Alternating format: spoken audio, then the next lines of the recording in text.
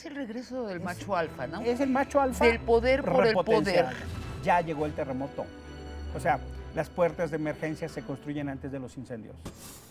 Ya huele a humo en el salón. ¿Es legal internacionalmente decidir poner un muro en una frontera? Ese muro, como todos los demás muros, va a caer. Se avecina una crisis de derechos humanos.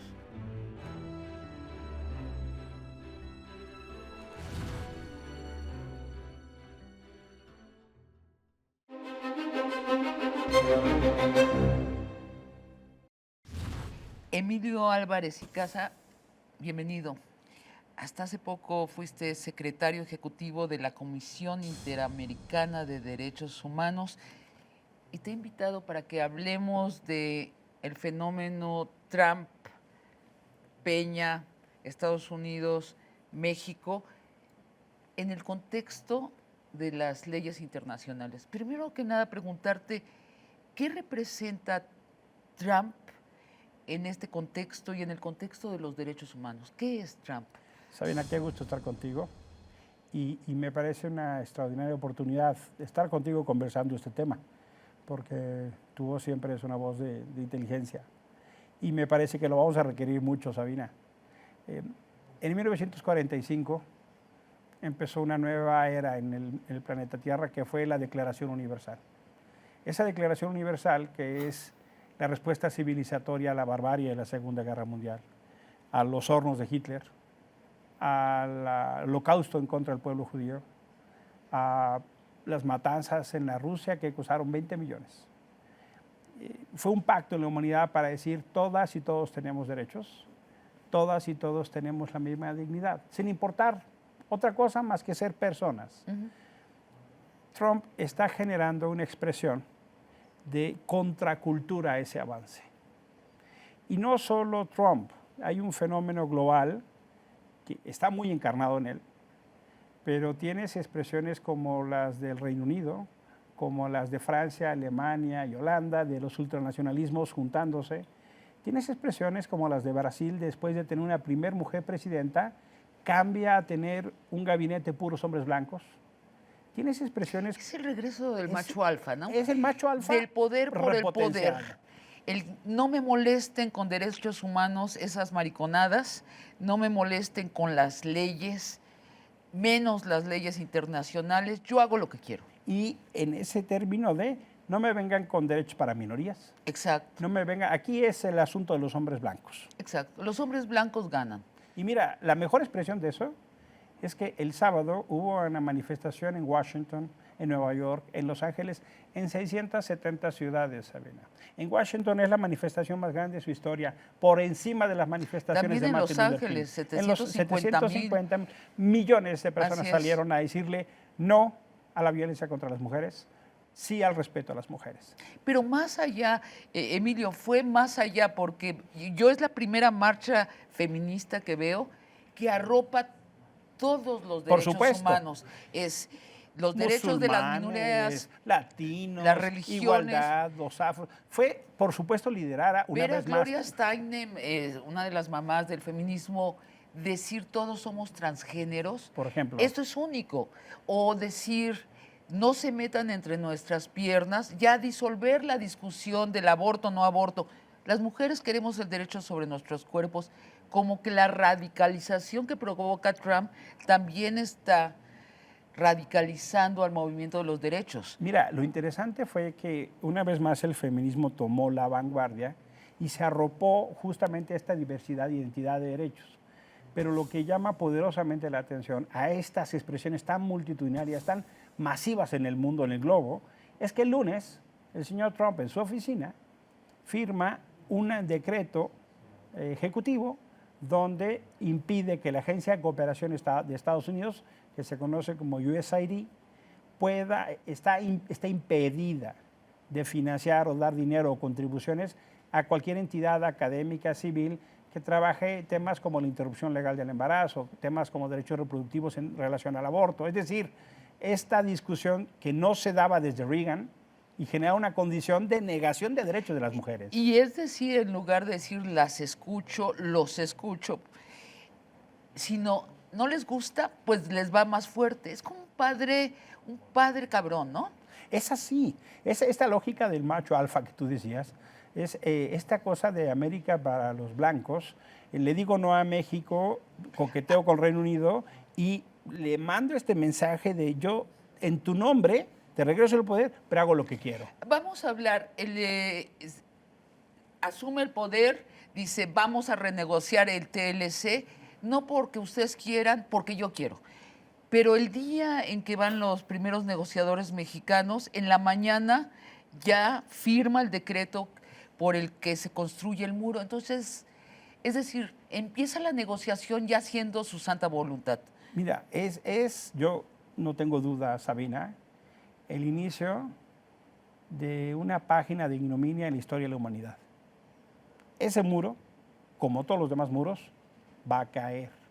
Pero hoy estamos viendo el inicio de la historia. Pero antes déjame preguntarte dos cosas. Primero, ¿te parece sensato que los negociadores mexicanos vayan cuando él ya tomó las decisiones cruciales? Negociar el TLC ya no es que queramos o no queramos, él ya se salió del TLC. Y que lleguen realmente a negociar si van a pagar el muro, porque el muro se hace porque se hace. Puedo entender que vaya el canciller, que fue en el tránsito, eventualmente estaba en el aeropuerto, lo que tú quieras. No lo sé. No me gusta, me siento agraviado, indignado. Hablemos del asunto de las leyes internacionales. ¿Es legal internacionalmente decidir poner un muro en una frontera? Mira, tanto y cuanto esté dentro del territorio de un país pudiera ser, pero más allá de la legalidad, por supuesto que hay elementos para combatir lo que eso significa. Hoy por hoy hay 800 kilómetros de barreras entre México y Estados Unidos, sobre todo en el área cercana a Baja California, Sonora y Chihuahua, sobre todo en esa región. Donde no haya es esencialmente porque estiman que el desierto es la barrera. Pero el fenómeno de construir ese muro tiene esencialmente 3 espacios internacionales de combate. El primero son todas aquellas instancias que tienen que ver con las garantías del comercio. Y entonces tienes 2 tipos de mecanismos especializados en el derecho internacional. Aquellos que te da la Organización Mundial de Comercio y aquellas instancias y salvaguardias que están en el propio Tratado de Libre Comercio de América del Norte. México puede invocar esas salvaguardias. Bueno, en ese mismo sentido, él amenaza subir los aranceles, los impuestos al 35% de las empresas que tengan maquiladoras en México. Pero eso no lo permite el TLC. Pero hay un tratado. Hay un tratado y México podría invocar si ese tratado... ¿Quién? ¿Ante qué institución? ¿La ONU? Tiene instancias, el propio tratado, trinacionales, tiene sus propios tribunales, y si no, ante la Organización Mundial de Comercio, que puede poner sanciones extraordinariamente severas. Ahora, déjame preguntarte, él dice, si ustedes no lo pagan, me lo cobro las remesas de los que los mexamericanos mandan a sus familias en México. Eso claramente es ilegal. Claro que es ilegal, y ahí inclusive puedes combatir dentro de las instancias nacionales de Estados Unidos, dentro de las cortes estatales o dentro de la Corte Federal, e inclusive puedes hacer uso de las otras 2 instancias internacionales. Tienes Naciones Unidas, tienes los foros multilaterales. Los foros multilaterales, Sabina, están pensados como el espacio de la dignidad de los pequeños, porque en la bilateral siempre gana el grande. Y no solo es México, Estados Unidos, por ejemplo, Brasil, Paraguay, por ejemplo, Uruguay, Argentina, México, Guatemala u otros fuera de la región. Pero también tienes el espacio de la OEA. Durante muchos años, México se defendió de Estados Unidos usando los foros multilaterales como espacios de dignidad. Nuestra Cancillería construyó historias épicas de defensa del interés mexicano y latinoamericano en esos foros. Es decir, lo que le convendría a México es encabezar la resistencia internacional a este señor que está avasallando no solo a México, a varios países latinoamericanos, cortó ya las compras o la entrada de productos unilateralmente. No están entendiendo el tamaño del dilema, Sabina. ¿Crees que es...? No lo están entendiendo. ¿O es un creerse totalmente imposibilitados para enfrentarlo? Mira, entiendo que hay una relación compleja México-Estados Unidos, económica, cultural, política, poblacional, social, pero justo por eso tenemos condiciones para negociar con fuerza. Claro. Por ejemplo, los foros donde compartimos espacio en derechos humanos, en el sistema interamericano. Este tipo de acciones se pueden denunciar y puedes denunciar el fenómeno de trato contra los migrantes. Mira, déjame platicarte una anécdota. Como tú sabes, yo estuve 4 años en Washington. Trabajamos mucho con lo que se conoce en Estados Unidos como los Dreamers, los jóvenes que llegaron siendo niños o nacieron ahí, pero que no tienen documentos. Y que Obama emitió una orden ejecutiva para legalizar su condición y permitirles estudiar. El 9 de enero recibimos cualquier cantidad de llamadas en casa de las señoras con las que habíamos trabajado, desesperadas porque nos decían, ellos tienen nuestras direcciones, Emilio. Porque, claro. Pueden ir a nuestra casa. La semana pasada estuve en Washington y nos platicaban justo eso. ¿Por qué no nos defiende México? ¿Por qué no acude ya a las instancias internacionales? Y me parece ahí no solo la cortedad de visión, sino porque están dando preeminencia a los intereses económicos eventualmente de ciertos sectores, que han sido los que han ganado con estos mecanismos de arreglos. No es que haya pérdidas, hay quienes han ganado y ganado mucho, y hay quienes han perdido. Hablemos de las posibles deportaciones, cada vez más posibles. Se avecina una crisis de derechos humanos. Indudablemente. Ahora, indudablemente. Los americanos en esta marcha de la que hablaste en un inicio de nuestra plática, dijeron claramente varios de los oradores, si vienen por nuestros vecinos mexicanos, nosotros físicamente lo vamos a impedir. Eso es lo que tendríamos que estar organizando.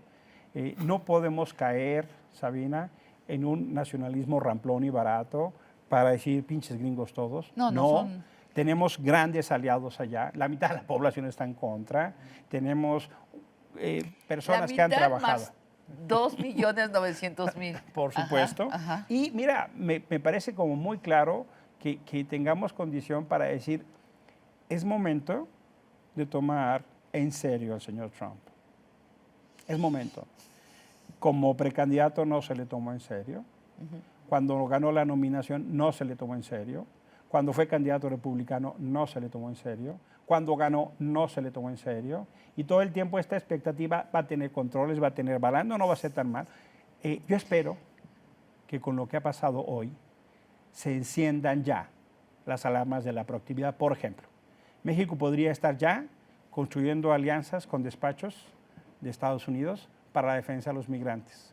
Podría ya estar. ¿Qué tipo de despachos? Son despachos que defienden a migrantes. Ya se ha hecho, por ejemplo, el caso de los mexicanos condenados a pena de muerte sin el debido proceso. O sea, y se ganaron varios casos. Despachos de abogados, dices. Despachos de abogados, o sea, organizaciones civiles, claro, organizaciones defensoras de derechos humanos. Norteamericanas. Usar las leyes norteamericanas y usar el mundo de los derechos humanos para defensa de los mexicanos allá.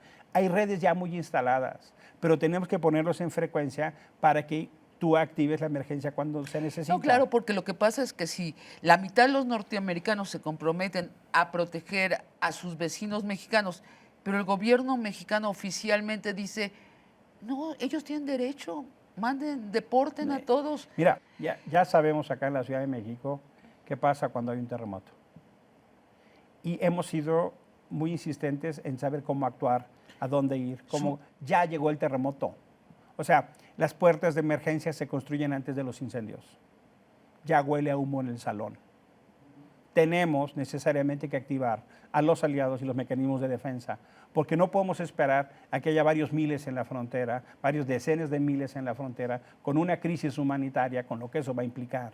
Tenemos ya que estar generando condiciones de defensa, tenemos que tener condiciones de qué hacer. La capacidad instalada de Estados Unidos es para deportar 250,000 mexicanos, pero muertos de la risa. Esa ya Así está. Si quieren, lo duplican a medio millón. ¿Cada cuándo? Al año. Al año. Bueno, ¿sabes qué? Esa es la cifra de deportados en Alemania nazi era más grande. Cuando un poder totalitario quiere deportar 250,000 al mes, lo hace. Puede hacer. El año pasado Emilio, recibimos 280,000. se nos acabó el tiempo y nos terminamos con esas palabras durísimas tuyas. Ya llegó el terremoto. Ya movilicémonos, porque ya llegó el terremoto. Es así. Muchas gracias, Emilio. Gracias a ti, Sabina.